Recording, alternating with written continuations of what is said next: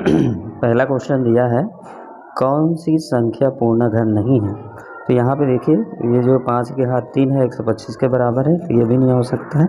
9 के घात 3 729 के बराबर है, तो ये भी नहीं हो सकता है। 14 के घात 3 2744 है, तो ये तीनों ऑप्शन जो है इसका आंसर नहीं हो सकता है। तो ये बच गया आपका 832। तो इसका सही आंसर क्या हो गया 832।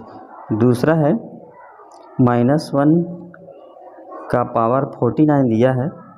तो इसमें जैसे कि -1 का पावर विषम है तो हमको क्या मिलता है -1। -1 का पावर सम है तो हमको मिलता है +1। अब हम देखेंगे कि वो 49 जो है वो सम है कि विषम है। तो ये विषम है, तो इसलिए इसका आंसर जो है ये हो जाएगा -1 ही इसका आंसर होगा। फिर है अगला क्वेश्चन, अर्धवृत्त का कोण होता है। तो अर्धवृत्त का कोण होता है, हमको मालूम है कि अर्धवृत्त का कोण जो है समकोण होता है। तो यहाँ पर यही जो है इसका आंसर हो जाएगा। अगला क्वेश्चन है 18x की घात 2 y², इसको भाग देना है -6xy से। तो इसके लिए हम क्या करते हैं 6 से 18 को भाग देंगे, 6 18 होगा। इसमें दोनों जगह माइनस रहता तो प्लस हो जाता, यहाँ एक जगह माइनस है तो इसलिए आंसर में माइनस तो आएगा ही। तो इसमें x², ये x से एक x कैंसिल हो जाएगा तो x बचेगा। ये y से ये y एक y कैंसिल हो जाएगा तो -3xy बचेगा। तो यहाँ पे देखिए कि इसमें 3yx दिया है तो इसका आंसर यही होगा। और इसमें अगला क्वेश्चन है n 4 5 पाइथागोरिक।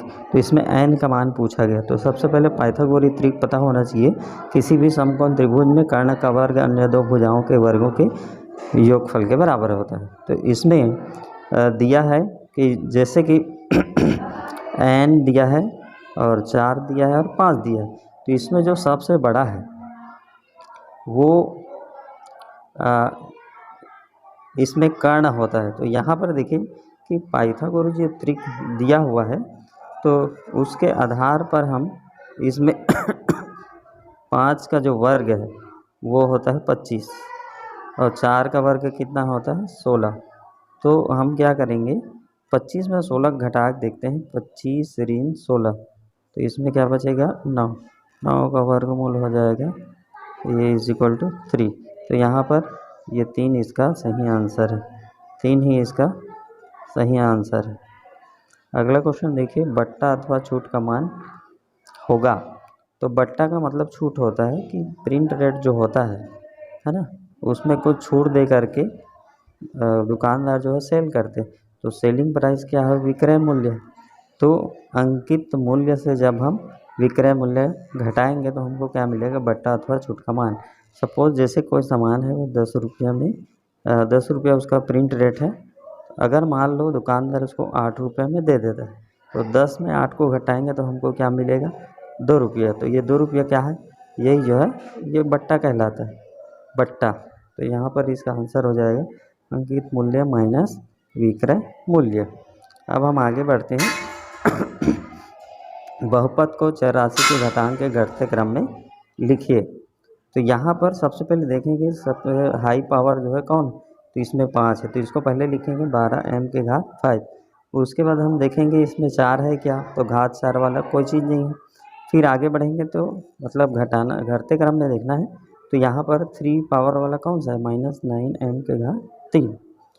तो फिर उसके बाद घात 2, तो इसमें क्या है -6m²। उसके बाद हम देखेंगे 2 के बाद 1 आएगा, 1 मतलब m।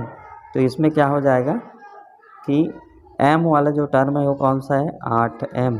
तो 8m जो है यहाँ पे आएगा। उसके बाद जो शेष बचा हुआ है 16 है, तो ये इसका आंसर हो जाएगा 12m के घात 5 ऋण 9m के घात 3 ऋण 6m² प्लस 8m प्लस 16।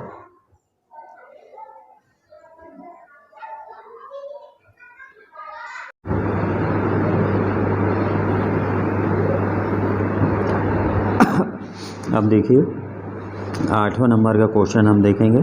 प्रथम 5 विषम प्राकृत संख्याओं का समांतर माध्य ज्ञात कीजिए। तो सबसे पहले हम लिखेंगे प्रथम 5 विषम प्राकृत संख्या। विषम प्राकृत संख्या को हम जानते हैं जैसे कि ये 1 है, 3 है, 5 है, 7 है, 9 है।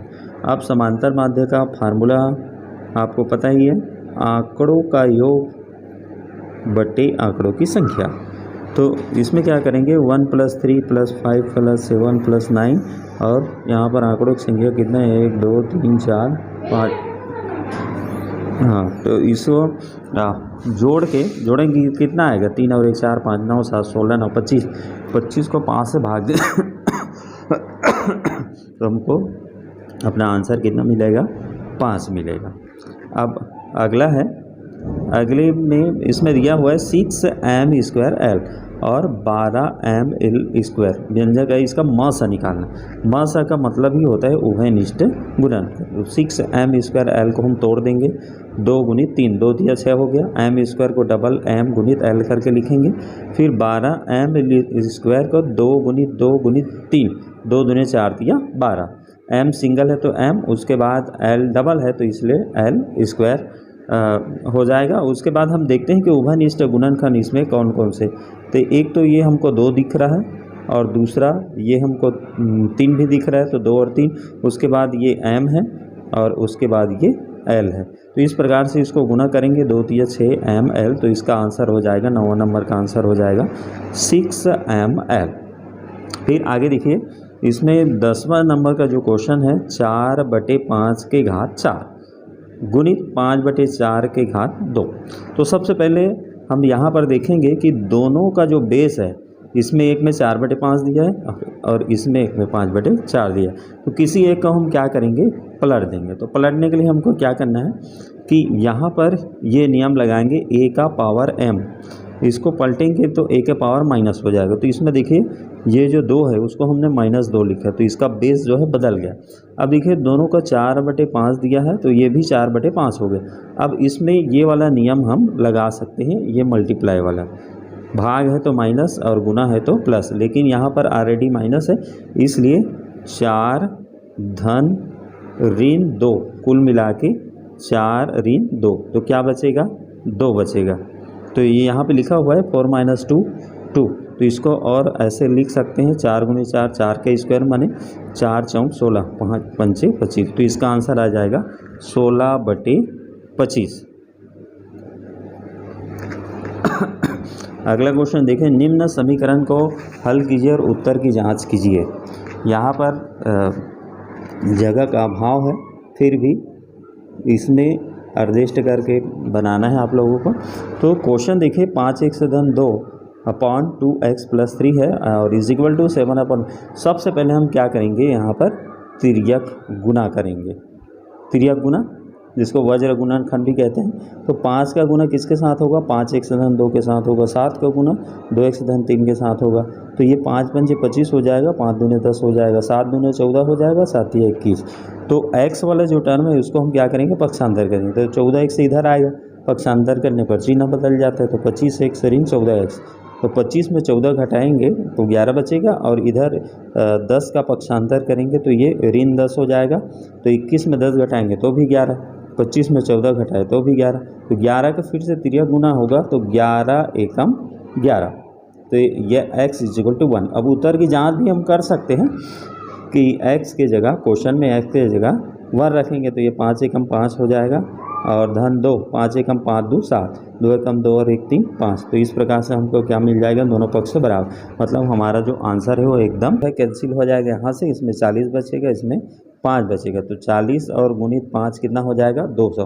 तो प्रथम वर्ष का जो ब्याज है वो निकल गया 200। अब यही ब्याज जो है मूलधन के साथ जुड़े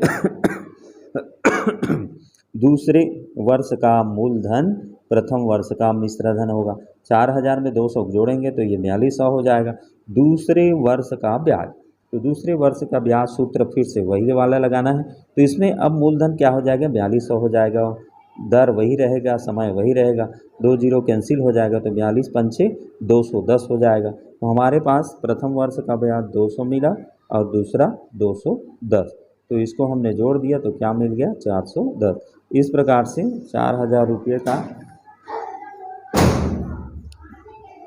ये 410 रुपया मिल गया। अब आगे देखिए, इसमें हाँ, इसमें देखिए x² + 20x धन 91 में x प्लस 7 का भाग दिए। इसमें अथवा दिया है, इसका आपको बाद में बताया जाएगा। तो x प्लस 7 दिया है, इससे इसको भाग देना है। तो यहाँ पर ये x दिया है, ये x स्क्वायर है, x स्क्वायर से भाग देना है। तो हमको किसका ज़रूरत पड़ेगा? x का ज़रूरत पड़ेगा। माने x में x का गुना करेंगे तो x स्क्वायर मिलेगा, इसलिए इसका भागफल में आएगा x। अब इसका गुना करेंगे तो ये हो जाएगा x स्क्वायर प्लस 7, मतलब x का गुना होगा पूरे x प्लस 7 के साथ। तो हमको क्या मिला? x square plus 7x। तो इसको हम यहाँ रख दिए। भाग में हमेशा घटाया जाता है, तो ये माइनस माइनस हो जाएगा, ये कैंसिल हो जाएगा। 20 में 7 घटाएंगे 13 आएगा। चिन्ह ध्यान रखना है, 20 बड़ा है तो सामने प्लस है, तो यहाँ प्लस ही आएगा, लिखने की ज़रूरत नहीं है। अब 91 को इधर उतार देंगे तो ये 13x धन 91 हमारे पास बचा है। अब हमारा टारगेट हो जाएगा 13x। अब x में किसका गुना करेंगे तो 13x से मिलेगा। तो x हमारे पास है, 13 का ज़रूरत है, तो 13x और 13 सत्ते 91। तो यहाँ पर ये माइनस लगाएंगे, भाग है इसलिए माइनस, तो ये कैंसिल हो जाएगा, ये कैंसिल हो। तो इस प्रकार से इसका जो भागफल है वो कितना मिल गया? x धन 13। अब देखिए इसमें जो ऑप्शन में दिया है इत्र का मूल्य दिया है 500, बिक्री कर दिया है 16%, बिक्री कर की राशि 500 का 16%। तो ये 0 0 कैंसिल होगा, 16 पंचे 80 रुपया हो गया। गहनों का मूल्य, उसने गहने भी लिए थे 800 का, बिक्री कर 8% दिया है, बिक्री कर की राशि 800 का 8%। तो 2 0 कैंसिल हो जाएगा, परसेंट माने बट्टा 100 होता है तो उससे कैंसिल हो जाएगा, 8 8 64 हो जाए। अब सभी जैसे जोड़ देंगे, दुकानदार को जैसे देना है अंजलि को, तो अंजलि के द्वारा दुकानदार को दी गई राशि कितना हो जाएगा? एक ये 500 दिए, अब 500 में इसका जो बिक्री कर है वो 80 रुपया है, और उसके बाद 800 रुपया उसका गहनों का मूल्य है, और उसमें उसने बिक्री कर जो है कितना दिया? 64। तो सभी जोड़ते हैं तो ये 4 हो जाएगा, 8 से 14 का 4 ये इधर हो जाएगा, 8 5 13 1 14, तो 1444 रुपया उसको देना पड़ेगा। आगे देखिए इसमें दिया है ऑप्शन में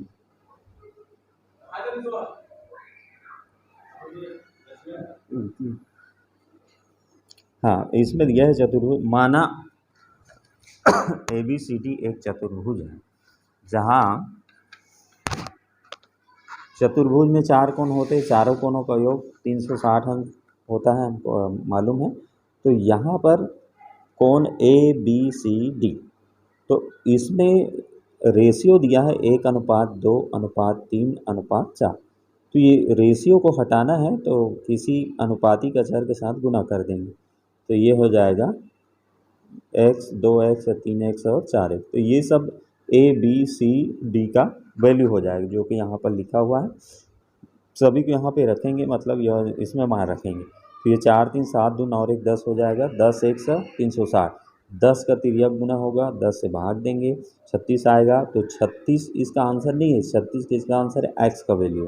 तो यहाँ पर हम रख देंगे, तो ये हो जाएगा A बराबर 36, B बराबर 36 दूनी 72, C बराबर 36 दिया 108, और D बराबर 4 दूनी 36 144। तो इसका आंसर हो जाएगा ये चारों। आगे देखिए, अब इसमें इसमें दिया है 60 किलोमीटर प्रति घंटा, तो 1 किलोमीटर में 60, तो 2 में कितना हो जाएगा? 120, 3 में कितना हो जाएगा? 180, 4 में कितना हो जाएगा? 240। तो इतने में आंसर आपको मिल जाएगा। अब 120 तो किस में मिला? 2 में मिला, तो ये इसका आंसर है। अब 180 कहाँ से मिला? 3 से मिला, इसका आंसर है। अब 240 कहाँ से मिला? 4 से मिला। अब बच गया 3.5 वाला, तो 3.5 इसका है। इस प्रकार से ये भी हो गया। और अंतिम जो प्रश्न है जो कि अथवा में दिया हुआ है, वृत्त का एक वृत्त दिया है, उसका केंद्र है O। तो इसमें ये एक्चुअल में अर्धवृत्त के अंतर्गत बने जो कोण है उसके हिसाब से बना हुआ है। तो यहाँ पर ये 90 डिग्री फिक्स हो गया, नहीं दिया है तो भी प्रमेय के अनुसार वो 90 ही होगा। अब हमारे पास तीसरा है, तो इसको हमने लिख दिया PRQ 90 अर्धवृत्त का कोण। अब इसमें जो RPQ लिखा है उसको हम QPR भी लिख सकते हैं, क्योंकि इसमें पूछा है QPR को।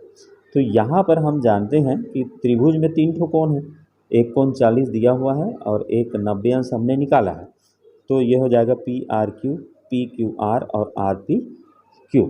तो इसमें जो PRQ है वो हो जाएगा 90 का, और उसके बाद सेकंड नंबर जो PQR है, PQR ये दिया है 40, और उसके बाद जो हमको निकालना है जिसको हमने RPQ लिखा है, एक्चुअल में वही है QPR। अब इसको हम पक्षांतर करेंगे तो 180 माइनस 130 हो जाएगा, और यहाँ पर क्या मिलेगा 50। तो इस प्रकार से ये जो मान है वो 50 का होगा, और इसको हमने कितना निकाला 90 का।